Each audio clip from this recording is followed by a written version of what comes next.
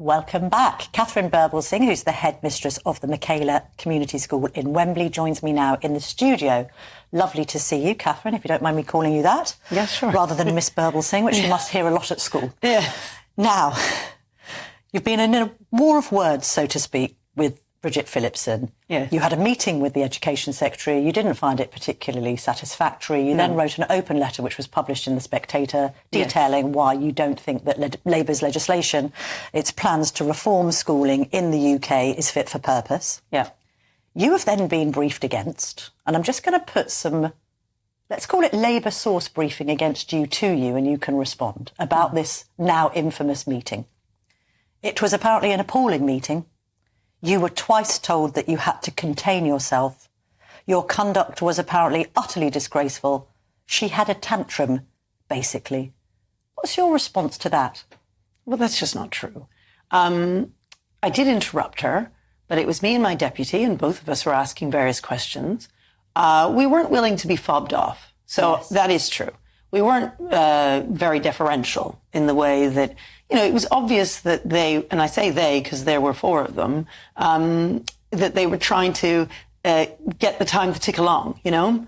And you give platitudes to my questions, and you do it deliberately. Come in and speak to us about the nice things about your school. No, oh gosh, it's so fascinating. My deputy spoke about the fact that we more or less matched the number of nines that Eton got last year. We got 52%, they got 53%. Result. Progress 8 score, the highest in the country for 3 years running. So my deputy spoke about that. Yeah. At no point did she say, gosh, that's fascinating. Tell me about your teaching methods, or what are your values like, or what kind of behaviour systems do you have? There was no interest at all in what we were doing. Why do you think that was? Because you've accused her of being a Marxist. I mean, what are you backing that up with? Well, what I mean by that is that she's trying to centralise all the power in the state. So at the moment, academies have freedoms to be able to do what's right for their particular intake. With this new bill, we will have those freedoms taken away from us and returned to the centralised state. So that's what I mean when I call her a Marxist. And what I don't think you doing, if that happens, if this children's well-being and school bills is passed, what will you be restricted in doing? So, for instance, the pupil admissions number that you have in any one school, let's say I have 120 kids. Let's say one of the local schools, not very good, also wants 120 kids, but they haven't got as many. They'll make it so that they'll reduce the number of places in a good school to increase the number of kids in that other school. And I said to Miss Phillipson, of course, well, what are you going to say to the mum who is desperate to get her child into a good school and you've reduced the number of places? But she didn't have any response. You know, it's interesting because at the meeting I also asked her which of the top schools she's been to visit. She wasn't able to name a school. Since yesterday, bizarrely, somebody on Twitter sent me an FOI that they'd done asking which schools she's visited, because she said it was a matter of public record. And of course, I haven't been able to find that. Someone sent it to me. You know, she hasn't been to a single one of the near 100 schools that got over +1 at Progress 8. So there are practically 100 schools she could go and visit, all brilliant schools. She hasn't been to see one of them. So all of these school leaders who are up in arms right now and very upset about what's going on, because they know, for instance, Clause 44, if that goes through, it will stop right now the automatic reform to academy status that a failing school will have. And what that does is it allows a trust, a big trust, to come in that has the reputation of turning around failing schools, to take over that failing school and to replace the failing school leaders with new management. Yes. Sounds like a good idea. Yeah. This is a good idea. And it's worked beautifully because, of course, in Wales and Scotland, where they do not have the freedoms that the academies have here, they have done extremely badly in terms of the international PISA tables and the Pearls tables.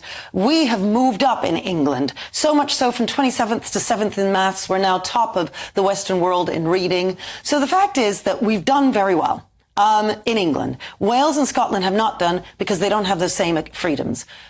what Bridget Phillipson is going to do is remove those freedoms Yes. from the academies here to make us like Wales and Scotland, which is just crazy because we will plummet in those international league tables. I mean, you've said that she, quotes, hates academies because she has in the past voted against kind of the academy system and academisation. Yes. Are you saying... Yeah. So go on. No.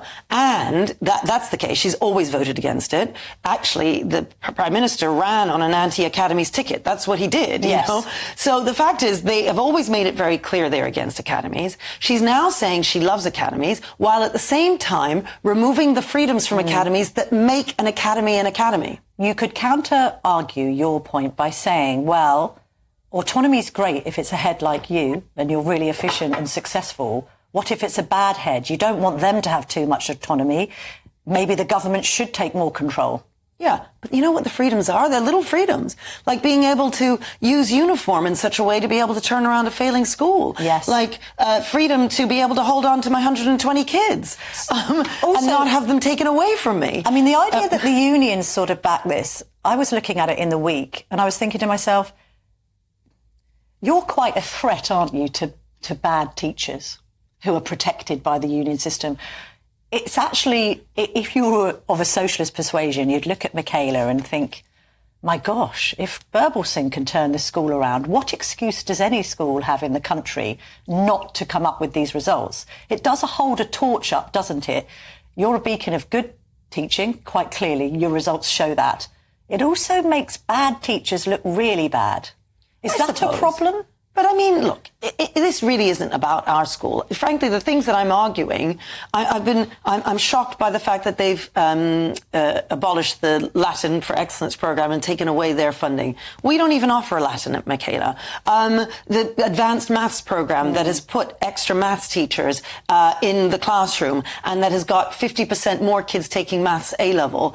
These are things that I have not participated in, but I'm arguing for them because I feel sorry for those head teachers out there who are desperately trying to do right by their kids, who are tailoring their curriculum, tailoring their uniform, making sure that they are able to hire.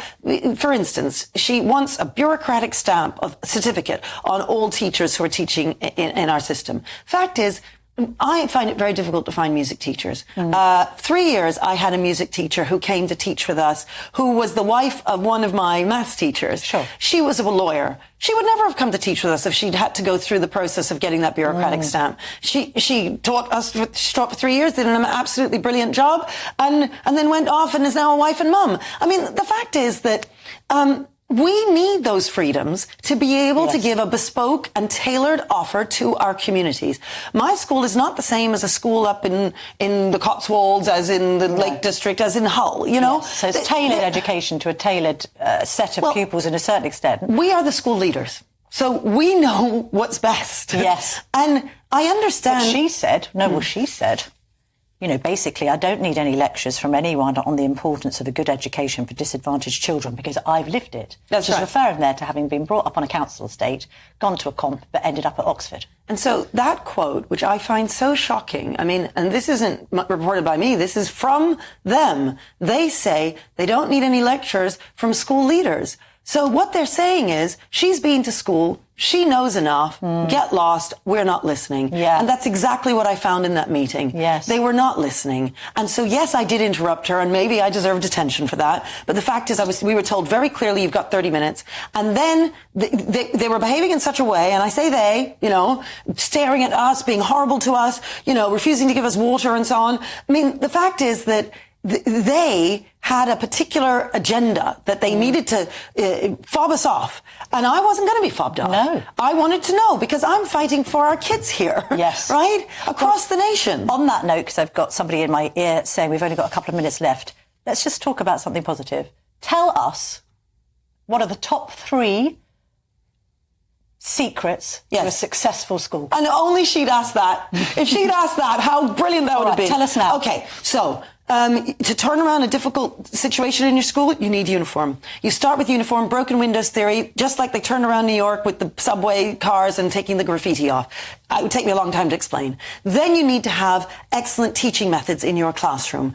The teacher needs to be in charge, needs to be the authority there, and there needs, third thing, are the values that you're teaching your children. I'm always talking about small c conservative values. Now, obviously you pick and choose depending on the situation you find your school in, because every school needs freedoms to do what is right for their children. But those core three things, if she'd asked me about them, gosh, I could have spoken for ages. She never did. And final question, asking not just as a journalist, but also as a mother of three. Screens in schools. Well, your thoughts, please. No. And not even screens at home, really, until 6, 7, 8 years old. And even then, restricted where you are watching them. It needs to be supervised. Honestly, they are so dangerous for children. In 50 years, we're going to realize what we've done. Please tell your listeners and your viewers, please, please, please keep your children off the screens. When it comes to the classroom, then, this whole idea, everyone should have a Chromebook. No. So how do you do it? Well, we don't have Chromebooks. We do writing, on paper. So children learn how to hold a pen and learn to look, you're more likely to remember your thoughts if you're writing them down. You're more likely to think critically if you're writing stuff down. That's just been proved by studies. And the fact is that when you have kids on Chromebooks in classrooms, they are not working very hard. There are reasons why we do so well in our exams at GCSE. It's because of a whole bunch of things, but one of them is because we don't have screens in school. Wow. And are you going to re-extend an open invitation to the Education Secretary to come and visit Michaela? I did at the end of the meeting, and I did at the end of my letter. Right. I'll keep on extending that because I'd like her to see a school that works. But you know what? If she doesn't have to come, she doesn't have to come to us. There are 100 other schools out there with amazing Progress 8. She could go and visit one of them. Do you know what? I wouldn't mind spending a day at your school. Maybe we bring some cameras if the parents and the pupils were agreeable and have a look at Michaela ourselves. Yeah, we'd love to have you. All right. Thank you very much, Katharine Birbalsingh.